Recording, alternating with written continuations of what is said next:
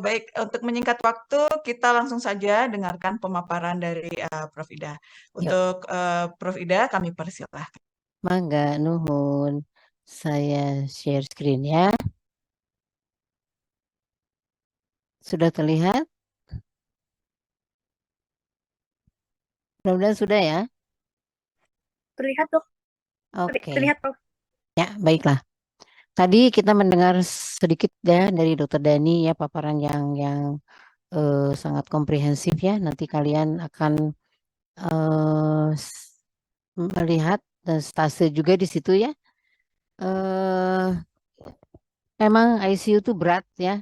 Nah, salah satu penunjang yang harus ada di ICU bahkan diletakkan di ICU adalah pemeriksaan laboratorium ya. Tapi tentu saja pemeriksaan laboratorium itu eh, untuk ICU, untuk emergency itu adalah pemeriksaan-pemeriksaan yang life saving ya. Yang untuk rutin, untuk poliklinik itu beda lagi ya. Yuk kita mulai dengan apa sih perannya pemeriksaan lab sebagai penunjang diagnosis klinis. Ini pesertanya banyak sekali ya, Ya dok, 300-an sekian. dari Mm-mm. PSPD-nya 280, Mm-mm. yang FKG-nya 109, jadi Oh, ratusan. jonok pisannya. Tapi tidak semua buka videonya nih. Tidak semua buka kamera Nah, maksudnya. ya, Ya, tolong di open cam ya. iya nanti kan saya mau nanya nih sebentar lagi. Ya sebentar. Yuk, lanjut ya. Nah, ini ada kasus nih. Saya biar bangun aja nih apa em, anak-anak saya nih ya. Ada seorang laki-laki umur 10 tahun datang ke IGD RSAS dengan keluhan seperti ini nih, headache ya, high fever, muscle, bone and joint pain, pain behind the eyes, ada restnya, fatigue, bleeding from nose ya, nausea and vomiting. Apa yang harus ditanyakan pada pasien ini? Coba ada beberapa volunteer, mau saya absen? Yuk, silakan. Ada volunteer yang mau nanya? Mau jawab?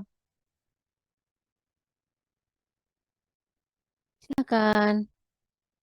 Aku absen aja. Sarah Felita ada? Oh, ini siapa nih? Fatur Rahman. Ya, Fatur Rahman, silakan. Assalamualaikum warahmatullahi wabarakatuh. Saya Muhammad Waalaikumsalam. Fatur 2018. Ini Mhm. kalau lihat gejala ini mungkin pertama kali saya nanya sudah semenjak kapan Oke. punya gejala ini. Salah Ya, satu semua gejalanya atau mana yang paling penting nih di sini nih yang kita lihat? mungkin ruam-ruam sama demam dok. Oke, Kalau ya. menurut saya. Oke, sejak berapa lama? Terus apa lagi?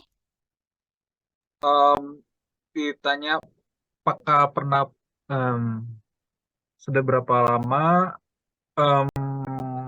bisa berpergian kemana aja Mm-mm. mungkin.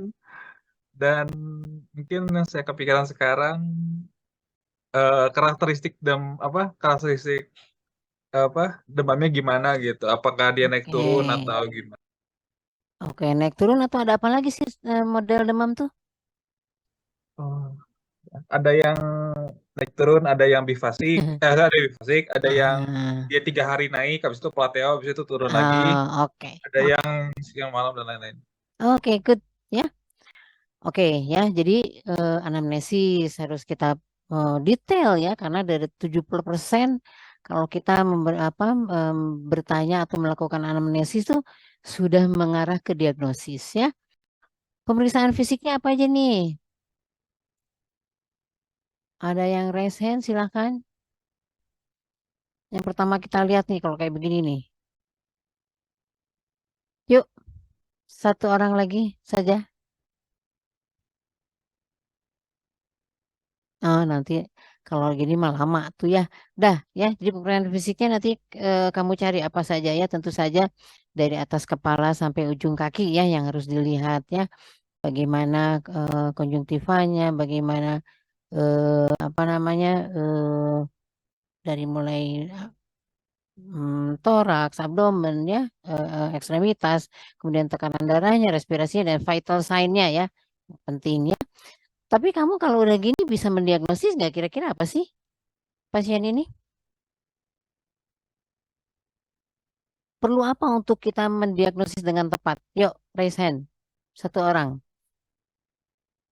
Mau saya absen? Siapa nih? Saya Prof. Ya, Zain. Yuk, Zain. Eh, Kira-kira apa sih? Periksa labnya, kalau periksa labnya sih apa sih kayak darah lengkap dong, kayak darah lengkap Prof. Terus dicek juga HCT terutama, terus kan ada demam yang mungkin bisa dicek juga leukositnya, terus trombosit bisa, terus karena ada nausea sama vomiting itu bisa juga kita lihat elektrolitnya. Oke, Ini. ya oke, sudah mengarah ya. Nah jadi kalau kita tidak periksa labnya, kan kita meraba-raba ya, nggak tahu persis. Nah makanya harus diperiksa laboratoriumnya, baru kita bisa menegakkan diagnosis dengan tepat ya. Nah ternyata pemeriksaan labnya nih, nah ya kalau kita lihat tadi kan udah ada yang nanya nih, siapa Fatura ya, gimana demamnya?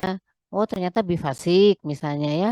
Kemudian pada saat dia datang tentu biasanya sih di sini ya, di saat febrile ya. Nah begitu sehari di rumah sakit sudah merasa enak, wah hati-hati ya. Bukan berarti sembuh, karena disinilah justru fase kritikal untuk dengue ya. Ada potensial shock atau bleeding di situ ya. Nah kita lihat pemeriksaan laboratoriumnya. Plateletnya seperti apa, hematokritnya tadi seperti apa ya, serologi ya, viremianya nih ada di sini. Nanti kita lihat ini adalah grafik yang sebelum ditemukannya NS1 ya. Tapi PCR sudah bisa kita temukan virus dengue di sini ya. Nah, kita lihat di sini IgG, IgM yang akan berbeda kalau dia infeksi sekunder atau primary infection ya. Kita lihat NS1 itu berkaitan sekali dengan virusnya ya. Jadi dia akan hampir bersamaan dengan viremianya. Nah, kemudian dia akan hilang lebih cepat. Kemudian dari situ baru respon imun dari pasiennya ya. Nah, disitulah letak pentingnya pemeriksaan laboratorium ya. Diagnostiknya tentu kalau kita lihat ya, dari kalau pemeriksaan virus, genomik itu spesifisitasnya tinggi sekali ya. Tetapi kesempatan untuk mendapatkan hasil positif kita harus lihat kapan sih viremia terjadi, kapan respon imun terjadi ya, seperti itu. Oke, nah ini sih saya ingin mengulangi lagi ya. Kita baru saja melewati suatu pandemi, jadi alhamdulillah kalian semua sudah melewati itu dalam keadaan sehat sampai sekarang ya. Kita bersimpati, berempati juga kepada mereka yang tidak bisa melewati pandemi kemarin ya.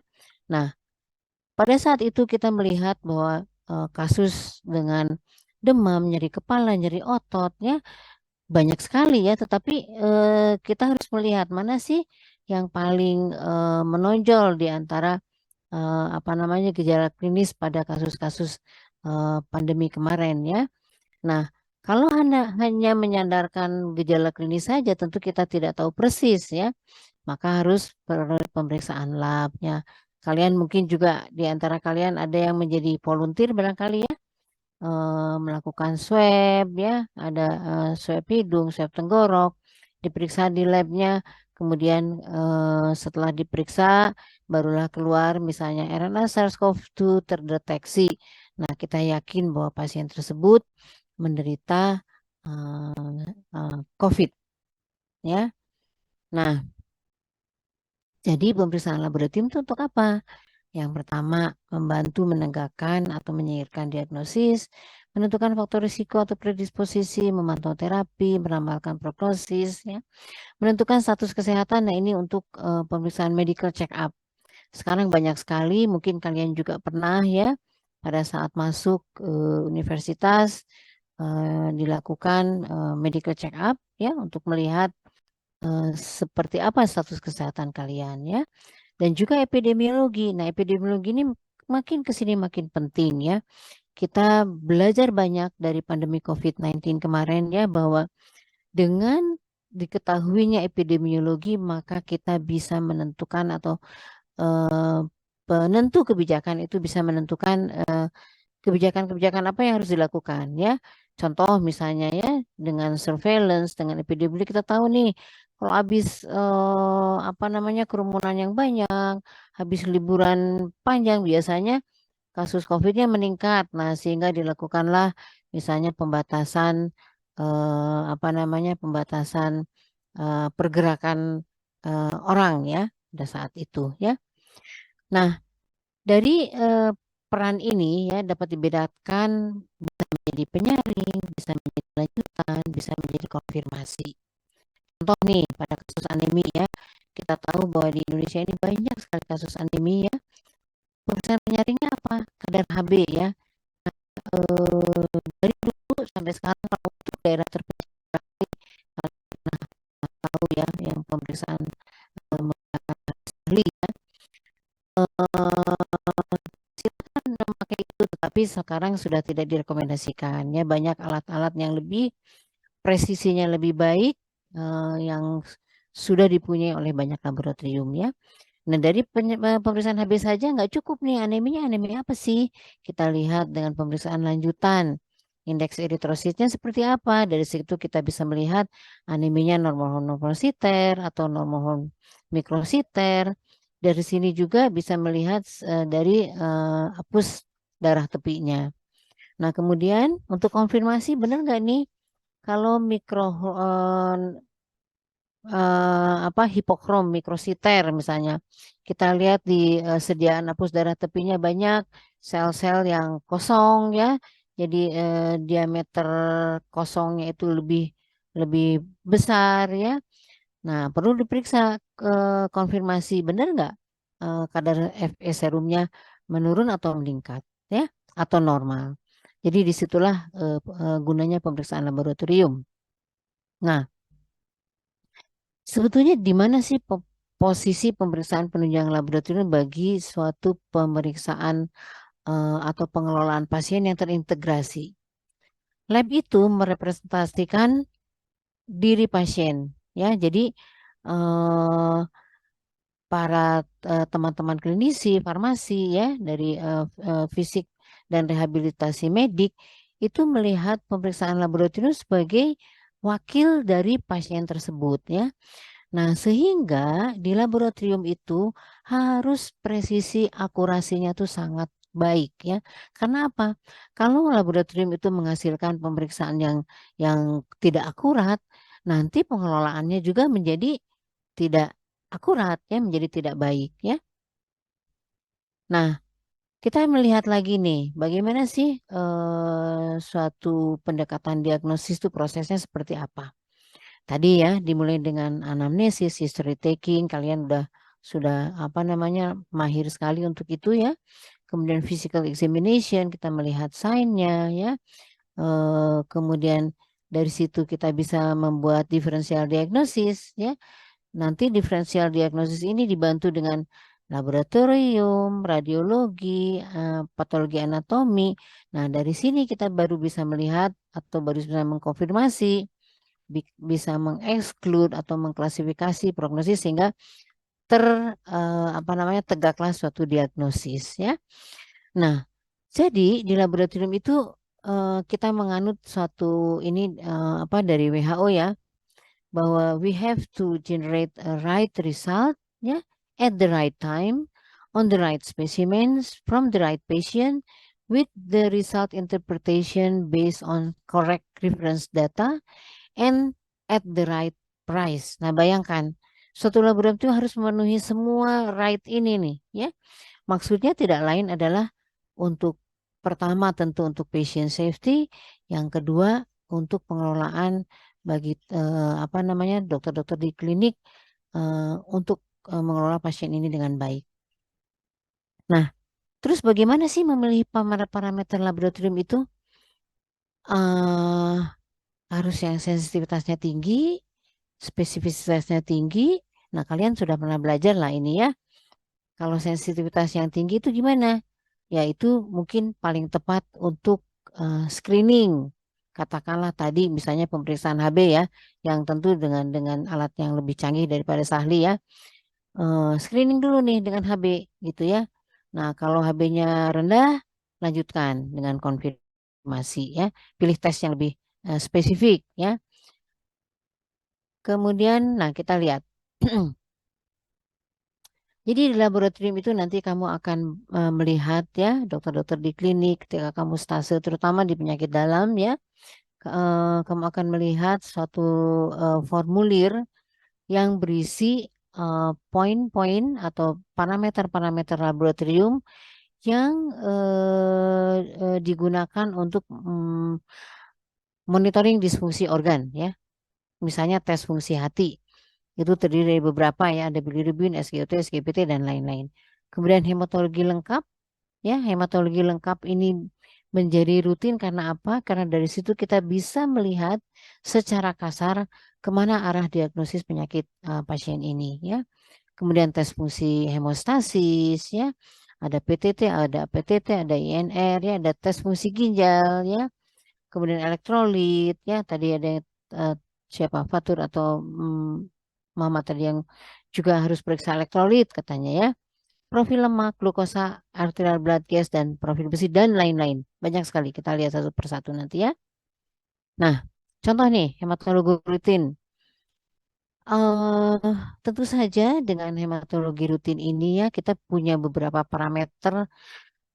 Kalau sederhana saja, misalnya pasiennya hanya untuk check up aja, mungkin 8 parameter cukup. Ya, atau misalnya di rumah sakit rujukan seperti Hasan Sadikin, 22 parameter saja cukup. Ya. Tapi untuk pasien-pasien kita memerlukan apa ya? Memerlukan suatu diagnostik yang lebih detail, yang lebih mendalam. Kita misalnya butuh yang 35 parameter, ya. Nah, di dalamnya nanti kita lihat satu persatu ya. Dulu ya zaman dulu lah ya. Kalau periksa pasien apalagi di puskesmas yang apa namanya peralatan dengan sangat sederhana, melihat konjungtiva saja udah cukup. Tapi kan tidak objektif ya. Kalau misalnya yang kulitnya putih, mungkin konjungtivanya juga lebih pucat dibandingkan saya yang kulitnya hitam misalnya gitu ya. Nah, jadi perlu pemeriksaan laboratorium yang lebih detail. Nah, sekarang kita lihat di sini ya bahwa pemeriksaan laboratorium ini ada 8 parameter nih segini ya. Ini ya. Yang 22 parameter ini dilengkapi dengan mean corpuscular index eritrosit ya, MCV, MCH, MCHC ya. Kemudian diff count ya, ada percentage dari neutrofil, limfosit, monosit dan sebagainya. Ada yang absolutnya juga bisa kita tahu ya. Kemudian apa ini diameter dari masing-masing ini apa white blood cell, ada dari platelet dan sebagainya ya. Nah, dengan melihat ini saja sebetulnya ya kita sudah bisa menuju kemana nih? Apalagi kemarin kalian mungkin belajar ya pada saat pandemi COVID itu ternyata neutrophil lymphocyte ratio atau NLR itu penting ya untuk melihat ini benar gak sih COVID gitu ya. Kemudian ke arah mana sih apa namanya severity dari COVID-19 ini? Nah, itu dengan nanya NLR saja. Nah, dari situ tuh berkembang banyak sekali pemeriksaan-pemeriksaan yang bisa menggunakan NLR ini untuk menilai severity suatu infeksi ya. Nah, yang 35 parameter ini lengkap, lebih lengkap lagi ya. Kita bisa melihat immature granulocyte ya, berapa persennya, IPF ya, ini immature platelet fraction ya. Ini pada DHF sudah banyak yang menggunakan ya. Jadi kalau misalnya pasien DHF itu apa namanya trombositnya rendah ya, tetapi kita lihat ini immature platelet fractionnya sudah banyak terbentuk, ya nggak usah ditahan-tahan lebih lama di rumah sakit. Dia sudah boleh pulang dengan kenaikan yang sedikit pun misalnya begitu ya. Jadi banyak sekali dari parameter hematologi saja yang bisa kita gali bagaimana keadaan pasien tersebut. Kemudian faal hati, jantung ya, kita lihat protein total, albumin, globulin ya, kemudian elektroforesis protein ya, kita bisa lihat di sini. Nah, tentu saja ketika seorang dokter memilih mana sih yang paling efisien ya. Jadi tidak semuanya dicontreng untuk pemeriksaan lab itu ya, tapi mana nih? Misalnya troponin. Dia pada saat dia datang mana yang lebih lebih cepat muncul ya pada suatu gangguan jantung ya, misalnya troponin, CKMB atau NT-proBNP atau yang mana ya. Nah, itu tentu saja harus dengan apa namanya ilmunya ya. Kemudian juga profil lipid kita lihat ya. Misalnya ada pasien stroke datang ke IGD, perlu nggak sih kita periksa profil lipid? Ini kan faktor risiko saja gitu ya. Ada hal-hal yang lebih penting yang untuk diperiksa pada pasien-pasien yang datang ke IGD dengan diagnosis stroke. Jadi profil lipid tidak pernah akan ada di IGD ya. Nah, karbohidrat ya kita lihat, kita tahu ya bahwa kalian harus tahu ya Indonesia ini pasien DM-nya banyak sekali. Kita tuh nomor, kalau nggak nomor 5, nomor 6 lah di dunia ya. Untuk pasien DM, sedangkan kalian tahu DM itu bisa kemana-mana ya, apa mempengaruhi organ-organ yang lain ya. Nah, sehingga penting sekali ya, penting sekali apa namanya kita mengetahui gimana sih status metabolisme karbohidrat kita ya dengan memeriksa glukosa ini ya. Nah, HbA1c-nya kalian juga sudah tahu ini adalah untuk kontrol glukosanya, glikemik kontrolnya bagus nggak nih pasien ini ya. Nah, itu juga harus tahu ya. Kapan diperiksa glukosa puasa, kapan 2 jam PP, kapan cukup dengan sewaktu ya, kapan GTT, ini kalian harus tahu. Kemudian, nah ini hepatitis juga ya. Banyak sekali, kita juga cukup banyak kasus hepatitis ini ya. Mana yang harus diperiksa ketika pasien datang dengan mata kuning misalnya ya. Ini ke arah HBsAg atau ke arah hepatitis A, hepatitis B, hepatitis C. Nah, tentu harus apa namanya pemeriksaan kliniknya harus tahu. Kemudian kapan kita lihat ya, misalnya pemeriksaan, oke, pemeriksaan fungsi heparnya dulu ya. Kemudian eh, dia keadaan seperti ini sudah berapa lama ya? Karena ada yang namanya window period ketika misalnya HbsAg-nya negatif ya, yang lain-lainnya negatif, tetapi simptomnya sudah ada ya. Nah, jadi harus tepat kapan kita meminta pemeriksaan lab ini. Untuk autoimun, nah itu juga banyak ya. Sekarang juga makin. Jadi kalau kita lihat makin berkembang pemeriksaan lab ini, makin banyak yang terdeteksi ya pada saat ini ya. Contoh kasus-kasus autoimun ini sekarang makin banyak, mungkin bukan bukan kasusnya saja yang makin banyak, tetapi karena deteksinya makin accessible ya, makin makin mudah diakses ya. Kalau dulu sulit misalnya untuk kita memeriksakan, katakanlah di sini misalnya anti nuklear antibody, sekarang sudah banyak dengan berbagai metodenya ya. Kemudian penanda tumor. Nah, kita juga tahu bahwa di Indonesia ini kasus keganasan ini banyak sekali ya. Kanker paru ya, kanker serviks, kemudian colorectal cancer itu banyak sekali dan sekarang sudah tersedia penanda tumornya ya. Walaupun penanda tumor ini tidak ada yang single ya, jadi harus dikombinasi dengan yang lain-lain ya. Tetapi ketika kita mengetahui ada seseorang yang mempunyai atau terdeteksi penanda tumor, nah kita atau klinisi bisa menentukan terapi yang lebih baik. Nah, untuk mikrobiologi juga kalian mungkin jangan membayangkan seperti zaman dulu ya, yang masih banyak menggunakan tangan. Mengapa demikian ya? Jadi laboratorium patologi klinik di RSHS ini sudah banyak meninggalkan apa namanya suatu pekerjaan-pekerjaan manual ya untuk mengurangi kesalahan teknis, kesalahan manusia ya. Jadi sudah banyak dilakukan oleh mesin ya. Sebentar lagi artificial intelligence juga akan masuk ya. Ini baru aja sebagian ya, baru ke nanti di belakang saya akan sampaikan ya bahwa ke depan banyak hal-hal yang bisa dikerjakan oleh mesin sehingga seorang spesialis patologi klinik bisa mengerjakan yang lebih value-nya lebih besar lagi ya. Tidak hanya technical karena technical di suatu laboratorium itu akan dikerjakan oleh teman-teman ATLM ya, para analis. Jadi para analis itu adalah pasukan kita ya karena kita membawa contoh misalnya di laboratorium ini kita mempunyai hanya ada 16 staff tetapi analisnya 120-an ya karena mereka lah yang akan menjalankan mesin-mesin itu kemudian seorang spesialis patologi klinik menginterpretasinya ya.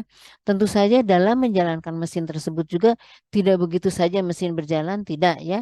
Ada quality control ya, ada internal quality control. Kita juga dipantau secara eksternal oleh pihak ketiga ya. Jadi ketika menjalankan itu kita tidak tidak boleh merasa benar sendiri, harus mengikuti suatu external quality assessment ya. Nah ini untuk biakan mikro juga mungkin kalian pernah praktikum ya mengenai pewarnaan gram, BTA ya, difteri, KOH dan sebagainya. Nah untuk pemeriksaan mikroskopik belum ada gantinya ya. Jadi keterampilan ini untuk dokter di perifer tentu harus menguasai ya ini karena mudah ya. Kemudian untuk biakan ya tidak banyak laboratorium, hanya di laboratorium sekunder dan tersier saja barangkali ya yang mampu mengerjakan pemeriksaan mikrobiologi secara otomatis.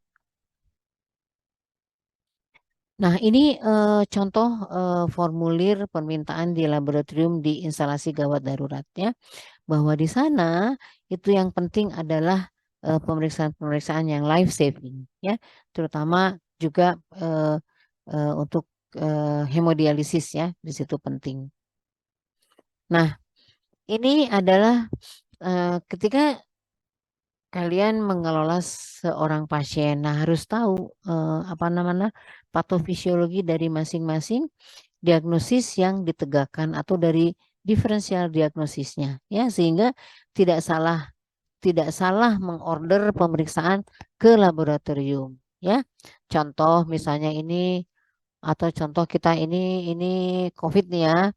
Nah, COVID minta PCR misalnya ya pada apa namanya pada kasus yang sudah sekian minggu yang lalu ya udah nggak ada tuh ya apa sih virusnya udah nggak ada atau nah tetapi ada beberapa hal yang diperlukan contoh misalnya untuk screening ya untuk screening bagi pasien-pasien yang akan dioperasi misalnya pada saat pandemi pada saat itu ya.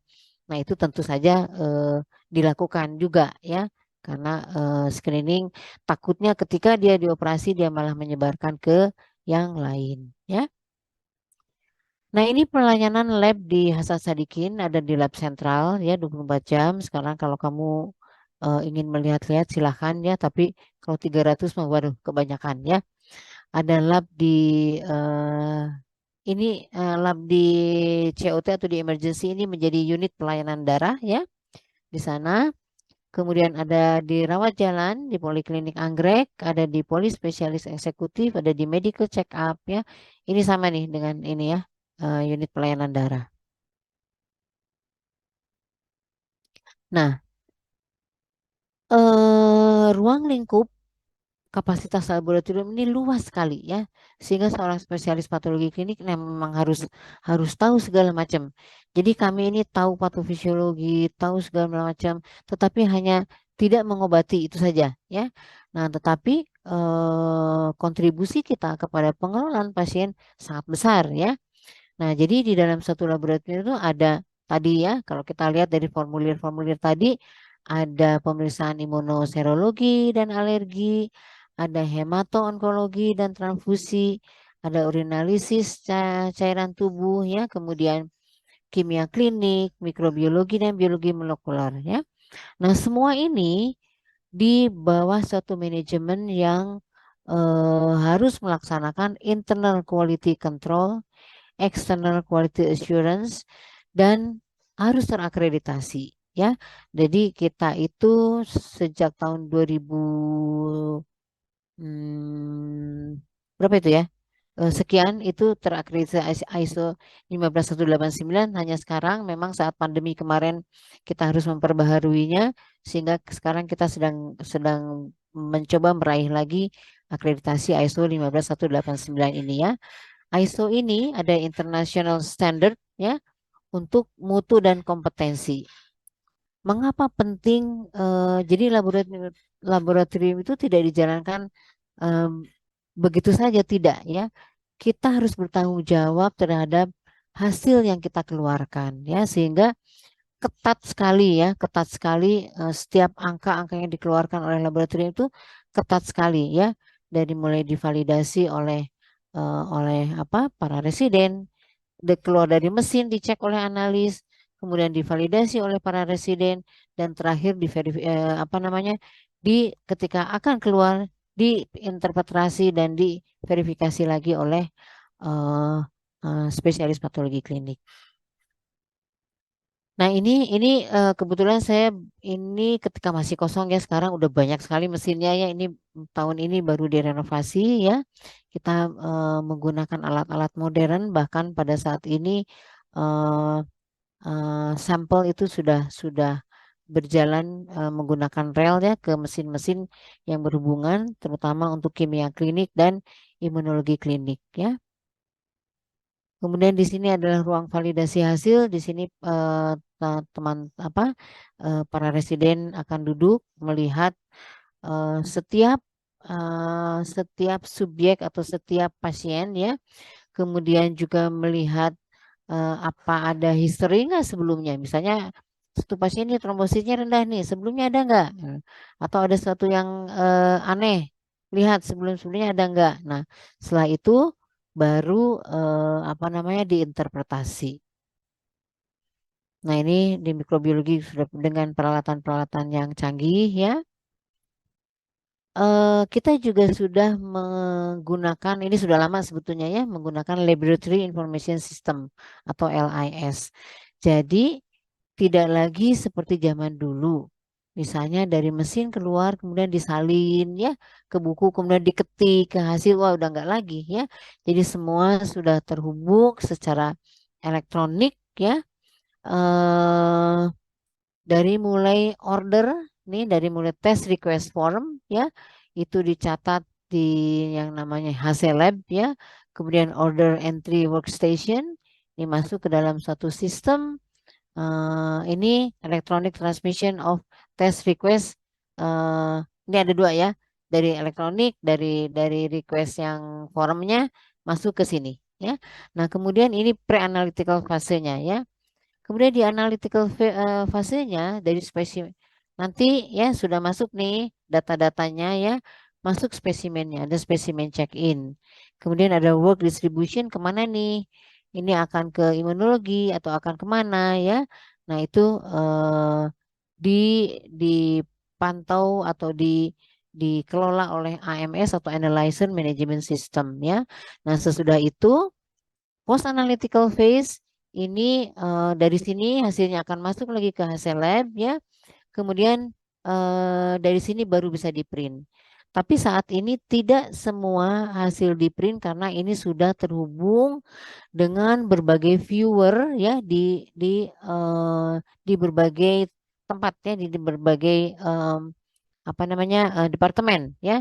Jadi sering para klinisi cukup dengan melihat viewer itu langsung dengan cepat, karena ini cepat ya, tidak harus di-print dulu, tidak, tapi sesudah divalidasi ya, dia akan melihat ke situ langsung pengelolaan pasien.